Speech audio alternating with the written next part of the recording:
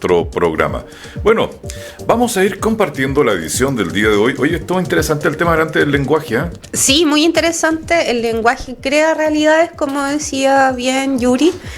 Es importante, muchas veces no nos damos cuenta de eso. Y cómo podemos obviar ciertas sensibilidades también.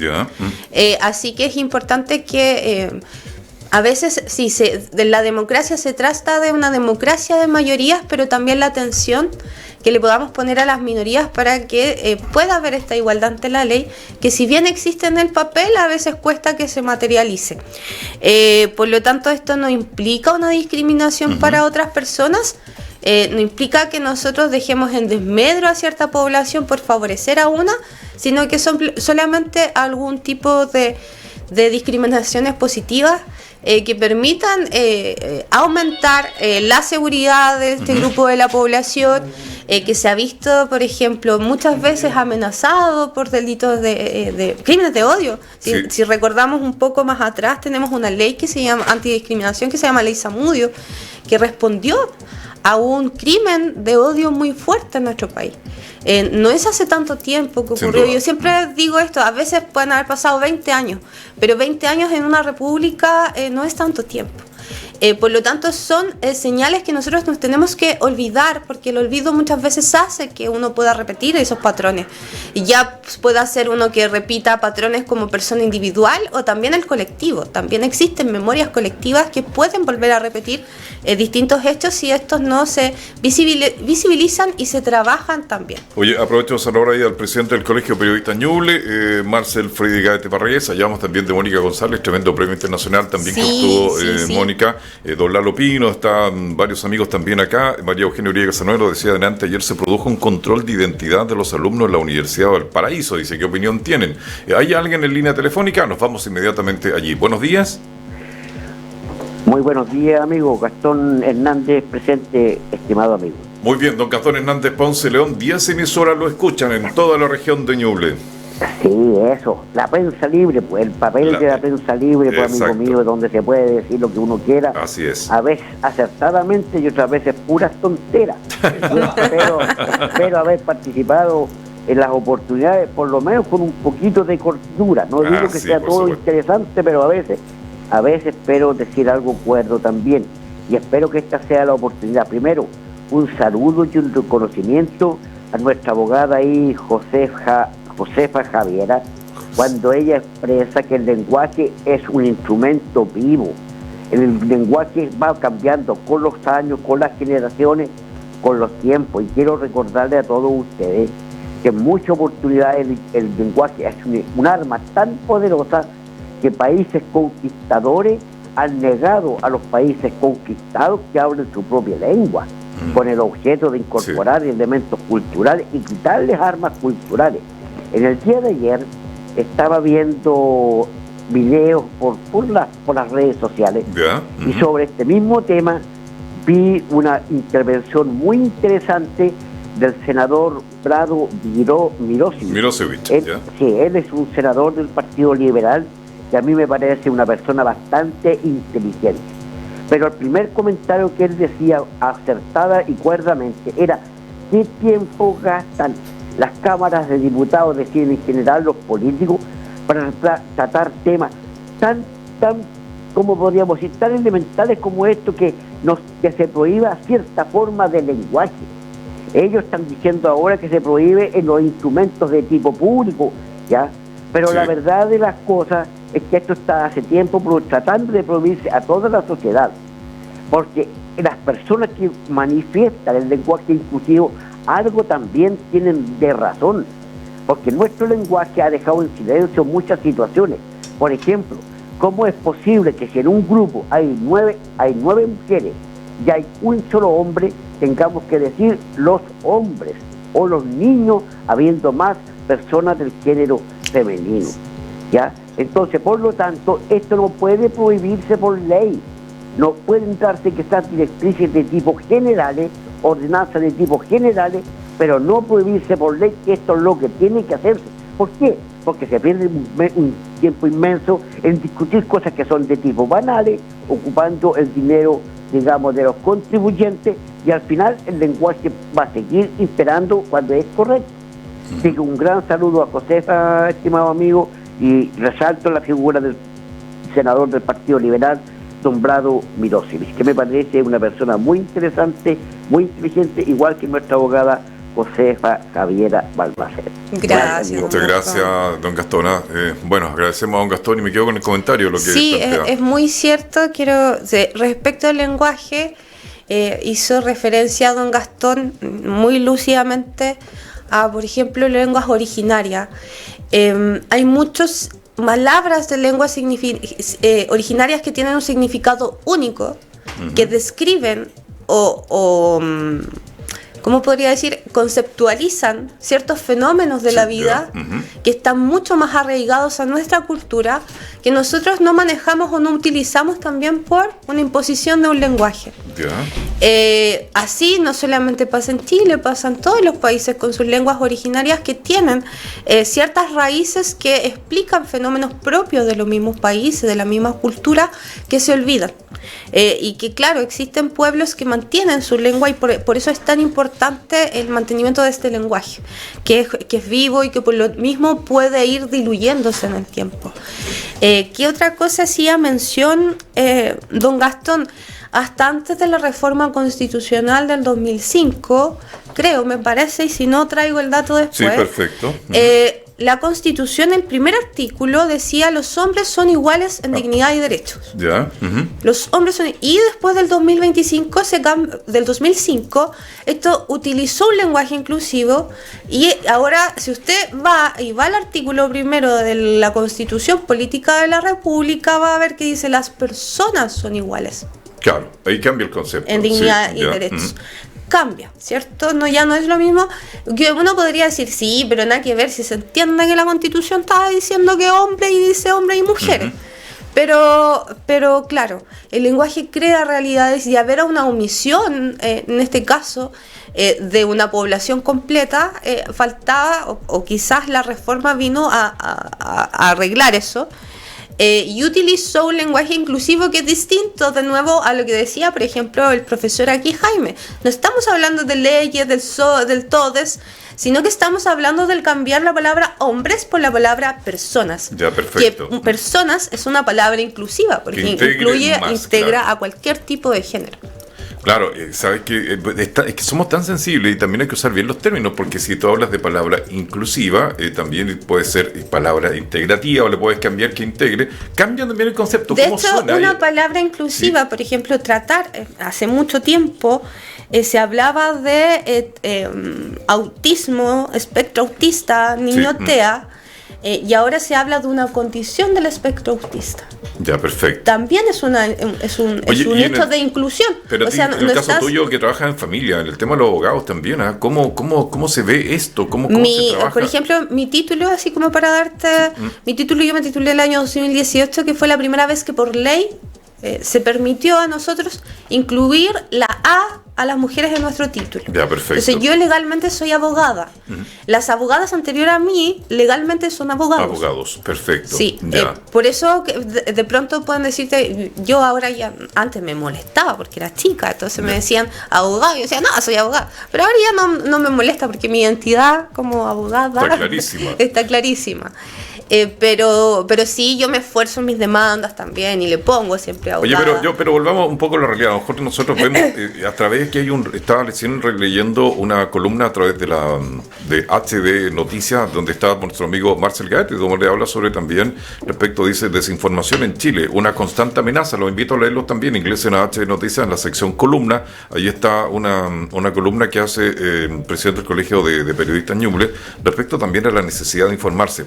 Claro, nosotros escribimos las redes de una manera distinta, hemos reducido también, ya no escribes bacán, va acá, el depto. Yo me acuerdo cuando de esa generación que todo era cortito, ¿no? Y uno empieza a hablar de esa manera. Y ahora las palabras son distintas, yo de repente quedo perdida, o sea, ya ni siquiera me acuerdo de alguna palabra. Pero la pregunta mía es lo legal, cuando tú tienes que hacer, como dicen los abogados, tengo que hacer un escrito, ¿qué pasa ahí?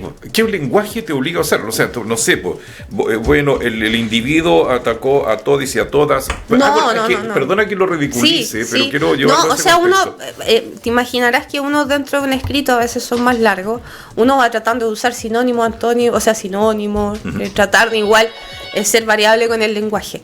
Y bueno, uno generalmente habla en femenino y masculino. Y como te decía, el otro tema que yo en familia tengo especial cuidado en hablar del niño, niña o adolescente. Ya, hacer la diferencia.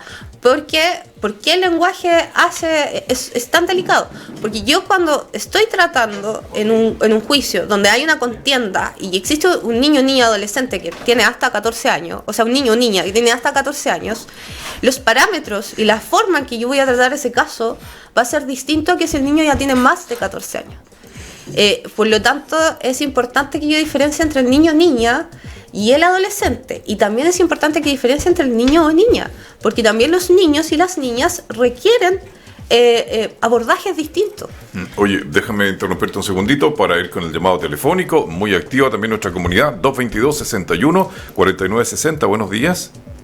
Muy buenos días, amigo Sergio, ¿cómo estás? Don Vladimir, qué gusto de saludarlo, don Vladimir, bienvenido. Yo también un gusto saludarlo a usted, a la invitada que está ahí en el programa. Estamos atentos, vamos en comunidad en el auto escuchando la radio. Ya. Así que, oiga, mire, le llamo por dos cosas.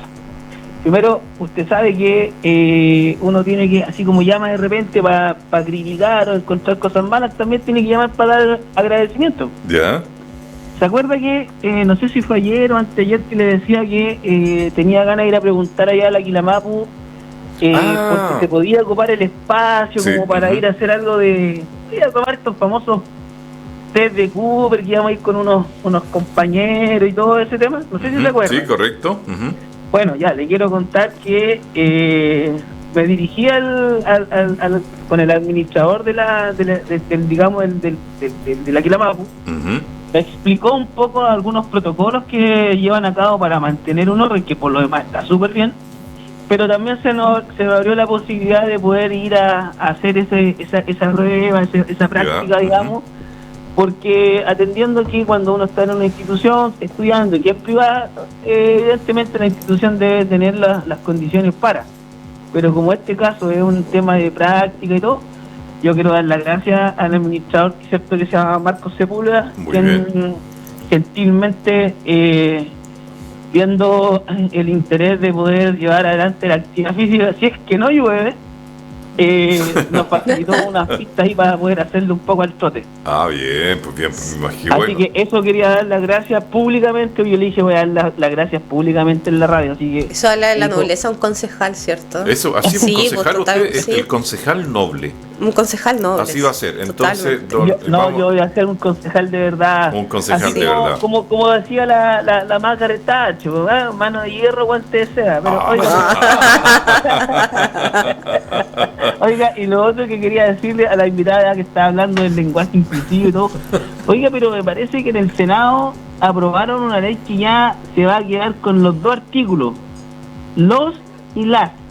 Por lo tanto, ya no van a haber tanto lenguaje inclusivo en el tema, porque si lo dictamina el colegiado, o en este caso yo creo, perdón, el parlamentario ahí, la Cámara de Senadores, se hace ley y tendremos que aceptarlo nomás, ¿no? Con el lenguaje de los y las, dice con los pronombres. ¿Correcto? Sí, no sé si ha pasado la de Senado, porque la de diputados, sí. No, porque ahí estaba en la de diputados, pues, Vlad. Diputados. Hay que ver qué pasa en la de Senado. Hay que ver la que pasa en la de Senado. Pero ya se aprobó con casi 90 votos, entonces está como bien interesante ese tema. O sea, la dejo ahí para que la estudiemos. Sí, bueno, todo puede pasar en el Senado, todo puede pasar. En el Senado. A propósito, quiero tomar el guante. Chao, Vladimir. Ya habla el concejal noble. El concejal noble, ¿no? Sí, el concejal de verdad. Eso deberíamos aprender todos, de reconocer también y las cosas buenas, las cosas buenas y no solo que la crítica. Ya. Es algo que nos cuesta.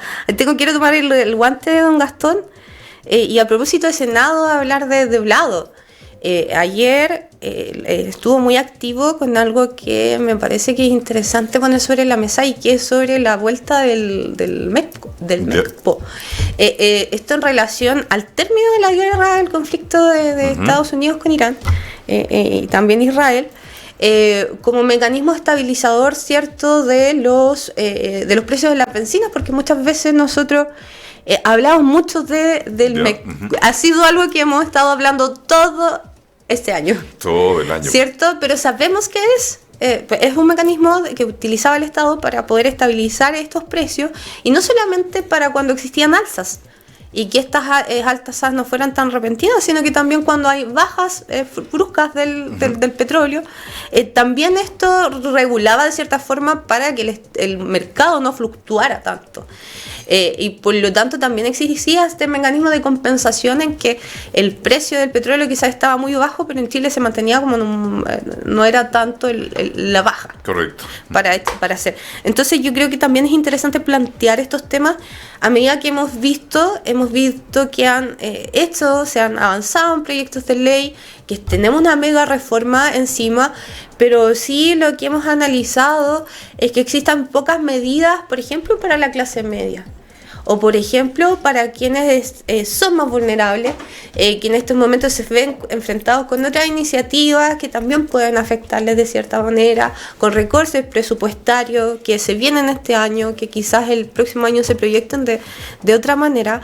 Por lo tanto, trabajar o volver a tener un mecanismo que ya existía y que permitía esta estabilización del mercado, porque el precio del petróleo no solamente incide en nuestra movilización diaria, sino que también va a incidir en cómo accedemos a nuestra comida, por ejemplo, sí. cómo se movilizan los bienes dentro del país, encarece mucho el costo.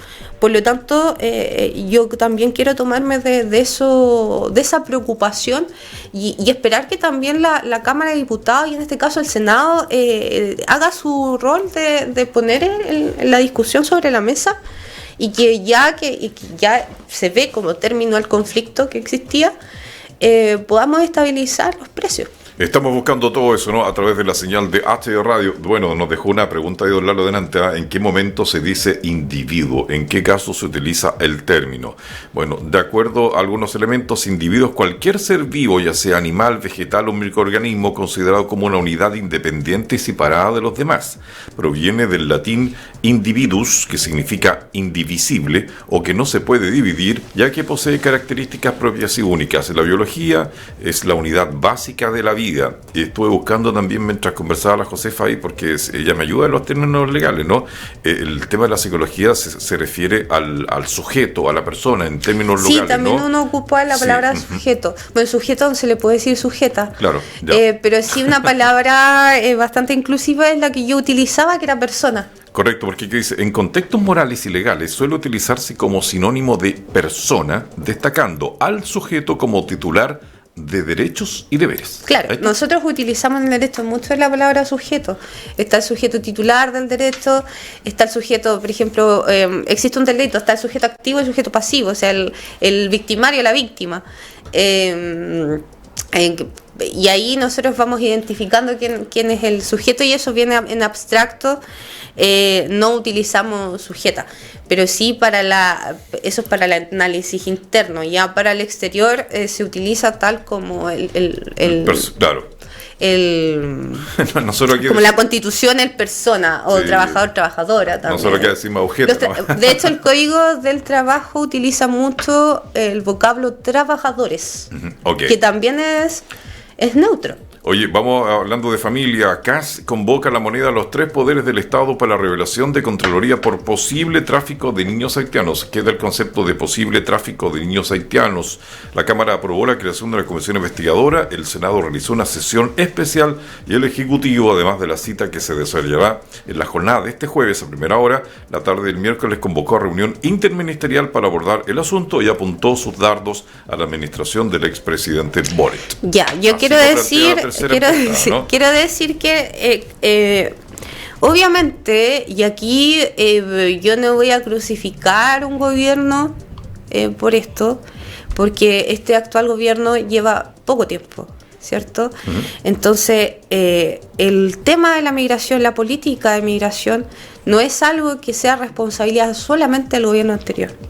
Esto tiene que ver con una política de Estado que no estaba diseñada para recibir la migración que empezó a recibir desde el año 2000, ¿cuánto sería? 15 más o menos. Sí. Nuestra legislación, al ser un país tan extremo, sur, con dificultades geográficas y además económicamente en su momento poco atractivo, recibíamos poca migración. Por lo tanto, nuestra política migratoria es bastante débil, confusa y enredada. Dentro de lo que es los ingresos migratorios hay cierto control. Por lo tanto, uno puede encontrar a alguien y saber si es su migración irregular, si es cierto que si se siguen, se coordinan todos los agentes que tienen que coordinarse para trabajar, pero respecto a la salida del país no hay mucho registro. Por lo tanto, esto es un tema que hay que poner sobre la mesa. Estamos tratando de niños, niñas, por lo tanto es un tema de humanidad. Pero también no hay que perder de vista que muchos de los niños pueden haber salido efectivamente con sus padres. Y eso no hay control respecto en el país de si salieron o no salieron. Entonces, hay que ordenar la casa en materia de migración mucho. Yo sé que hubo promesas no cumplidas en materia migratoria porque era imposible cumplirlas, porque nuestro desorden migratorio es tal que requiere un trabajo conjunto, un trabajo no egoísta de ningún sector, requiere que haya preocupación real. Cuando afecta esto en los niños y las niñas, estamos frente a posibles delitos de trata de personas, de explotación sexual infantil, incluso tráfico de órganos. Además, claro, mira, oye. No es algo, ¿cómo se llama? No es paranoico loco, sino que es algo que se da en el mundo. Que nos abre a nosotros la ventana de que sí tenemos que trabajar en materia migratoria, tiene que ser una prioridad país, poder que las instituciones funcionen. Bueno, de eso vamos a hablar, las instituciones funcionen. Estaba recordando un poco, invito a la gente a leer un poquito más del titular de la prensa que hoy día sale porque se habla, que se deja ir botando la pelotita, pero ojo que el día... esto fue en julio del año 2023. Mira, voy a volver a julio 2023. 86 votos a favor, 6 en contra y 30 abstenciones. Esto habla de transversalidad de los votos. En la Cámara de Diputados también se aprobó este proyecto de flexibilidad. Que ojo, porque aquí también pero aquí sí, las denuncias se tienen que hacer por los canales que corresponda. Hay que preguntarle a los parlamentarios también que tuvieron ejercicio, ¿se dieron cuenta de esto? ¿Preguntaron en algún minuto? Yo creo que lo que pasa... Déjame hacer la pausa y lo dejamos ahí conversando. Y ahí lo seguimos. Y lo seguimos, porque es muy interesante respecto a este tema. Y yo vi una entrevista que le hicieron al exdirector de Migraciones, que me pareció interesante que diera la cara. Dijo, esto funciona, nosotros llegamos hasta aquí. Después hay otras organizaciones, se hicieron él apuntaba también a otros organismos donde se habían hecho ciertas denuncias. Bueno, pero aquí al final, el bien general de los niños, superior de los niños, que tiene que primar, y las denuncias hay que hacerlas en los canales que correspondan. Una pausa, ya volvemos.